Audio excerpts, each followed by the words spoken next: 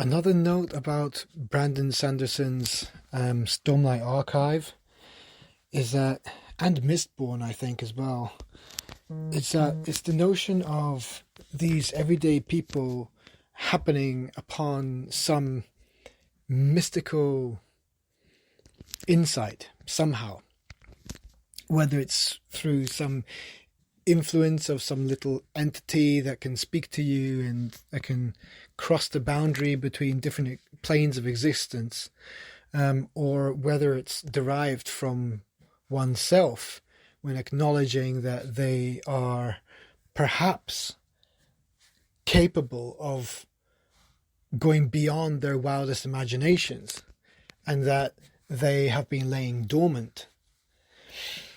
And depending on the narrative, that pattern could exist in actual life, not just in works of fiction.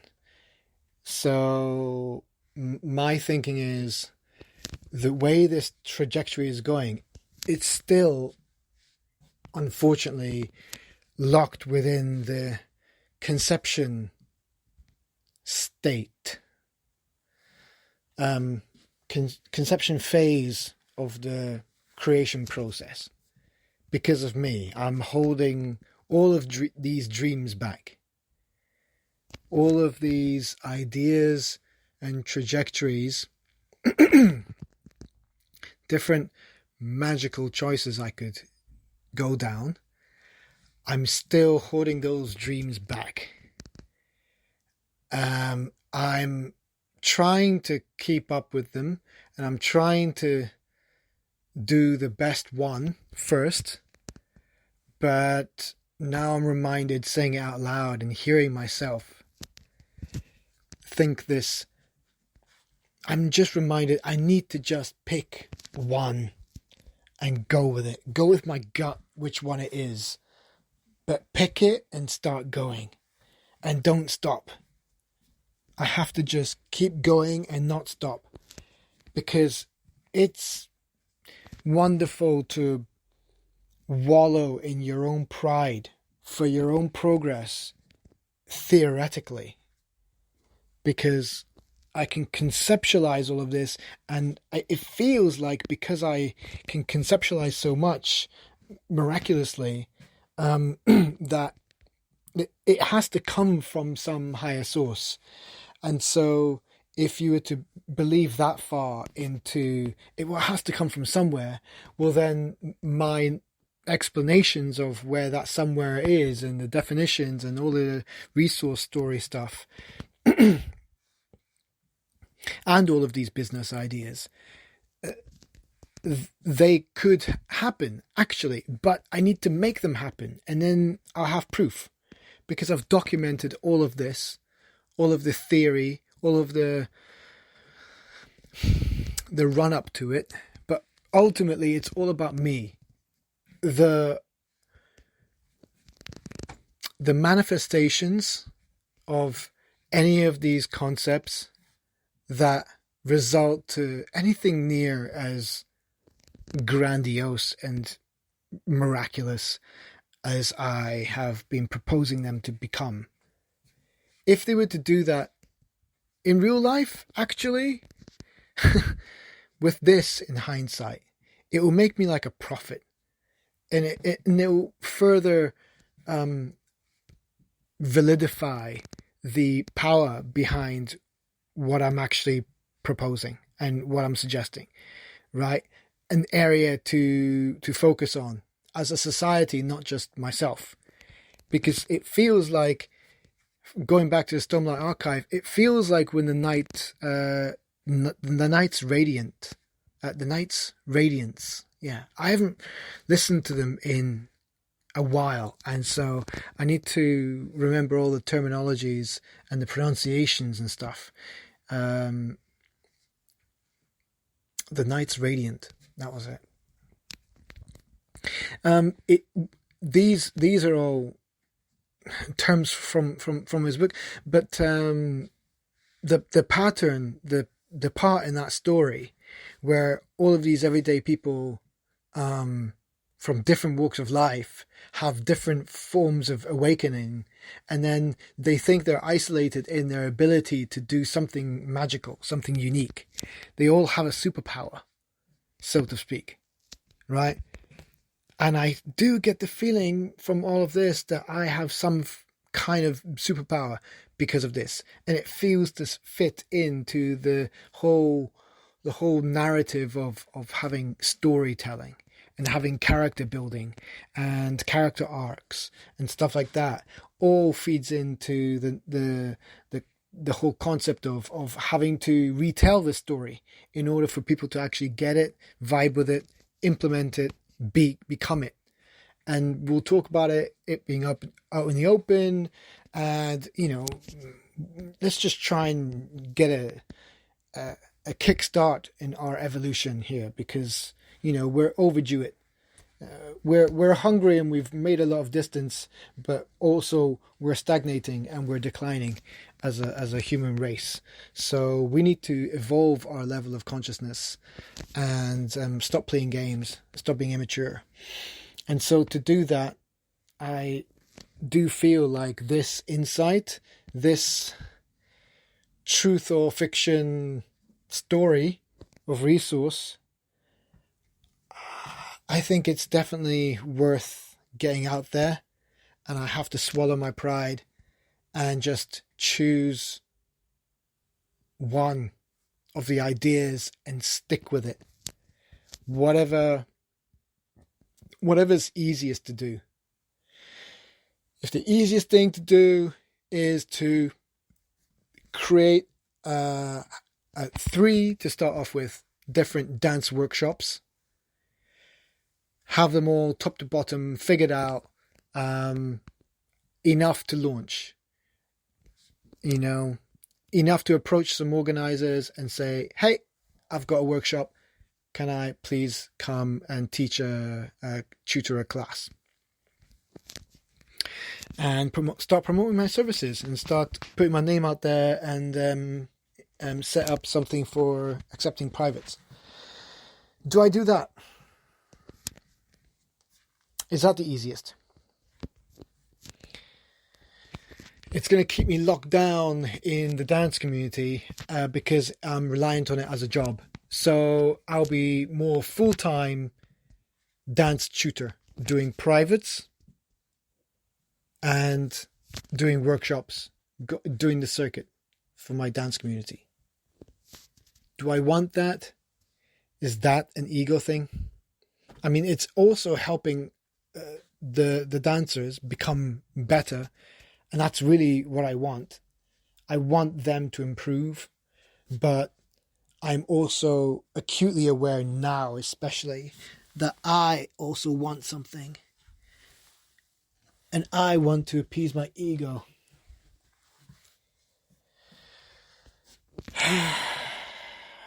Being a dance tutor does mean something to me for the value it brings in other people. But I can't also deny that it will be feeding my ego tremendously too. It will also serve as proof that I can conjure what I want to do and make it happen. But so does everyone else. Everyone else also focuses on a goal, focuses on a dream, and can make it happen. And they're all doing that as well. That's nothing miraculous.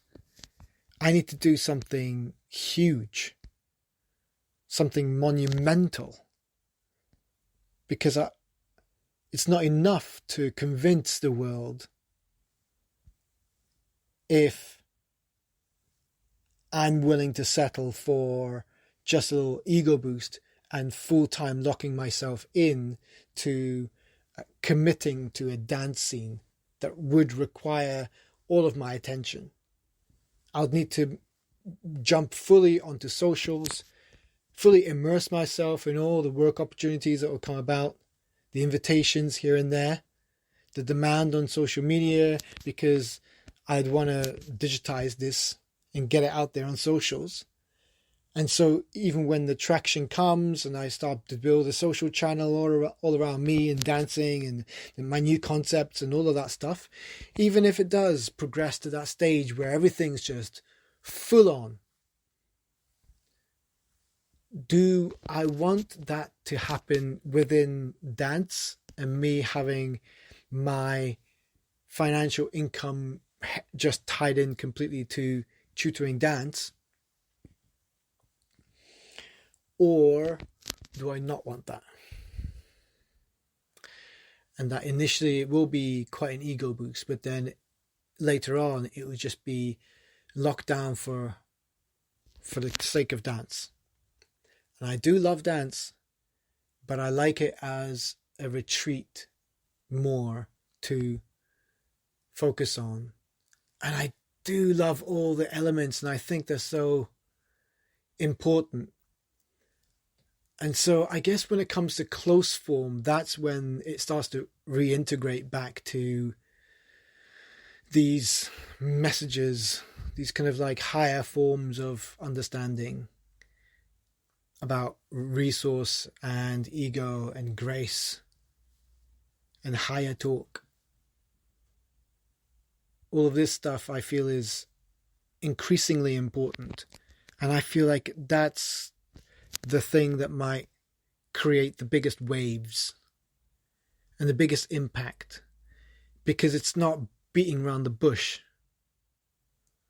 And I think getting into dance, I think that will be beating around the bush a bit.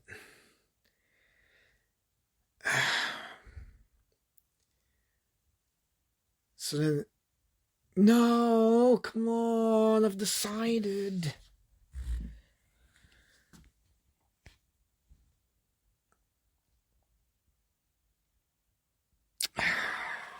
What was the other option? Resource and higher talk. I mean, they can be something that I do in my spare time. What was the decision again? Was there a primary and a secondary? The primary was dance, and it lost. It won against multimedia, right? So multimedia and dance were my options. I chose dance over multimedia. So, well, what about these new ideas for resource and higher talks and sidekick and now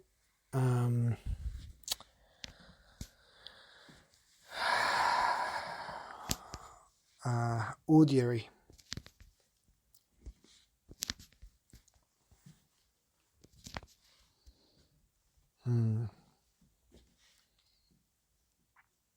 Again, it's about bringing value to people and myself, but it's all about getting closer to the nitty-gritty of it. So something revolving around resource, if not just fully pursue resource.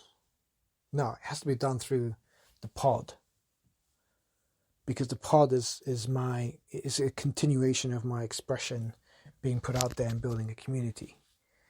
I think this is the heavy hitter. So this kind of stuff can be built on the side as a secondary, and my primary can still be dance.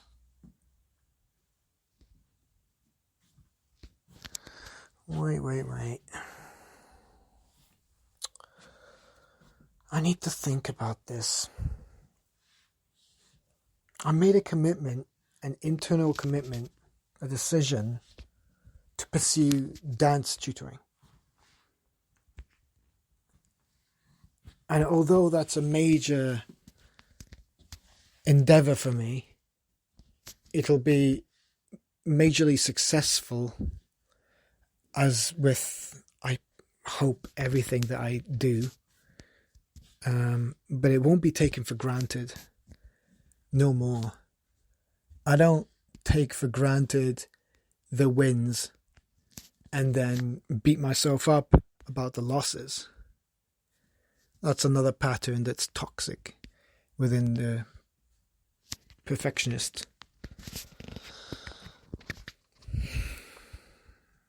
Yeah. Okay. So now I have to think way more, a little more, about what I'm going to spend my immediate time on. Is it ultimately locking myself into dance tutoring?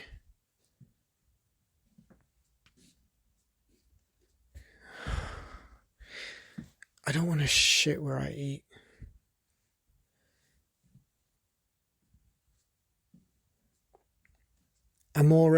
This is already a good thing.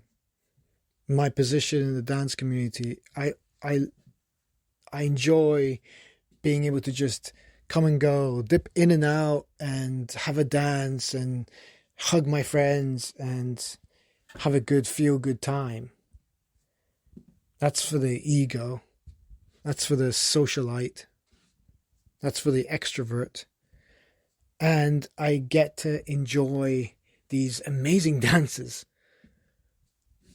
But honestly, the level of enjoyment is increasing the more I dance in a higher state.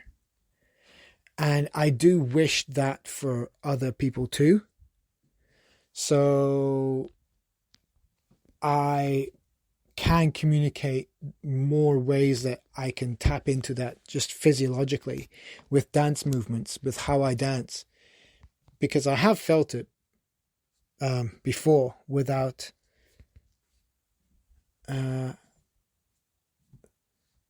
without substances. Because the first time was back in Croatia.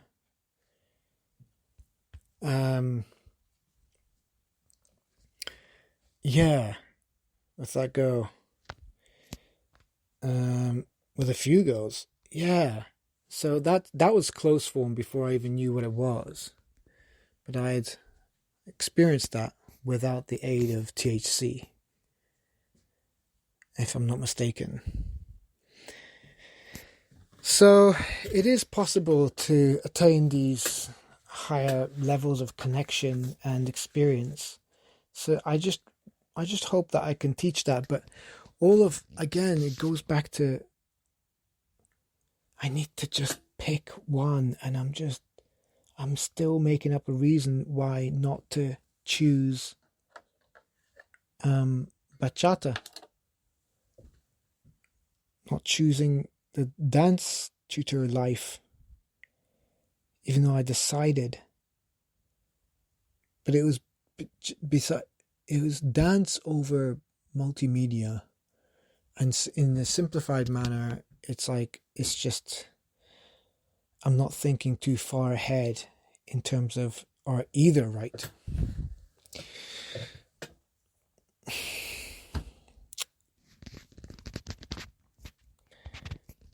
Alright, I need to weigh my options a bit, collect my thoughts, watch more of Godfathers of Harlem. God damn, that's a good show. It's an incredible show. Oh my god, I haven't even finished season 1, but I was hooked on episode 3. I mean, I honestly, I was pretty invested in episode 1 and 2 as well, but 3 just ramped it up, and I was like, there's no way this is not being part of my life now. So yeah, that was intense. Yeah. Anyway, right. Peace.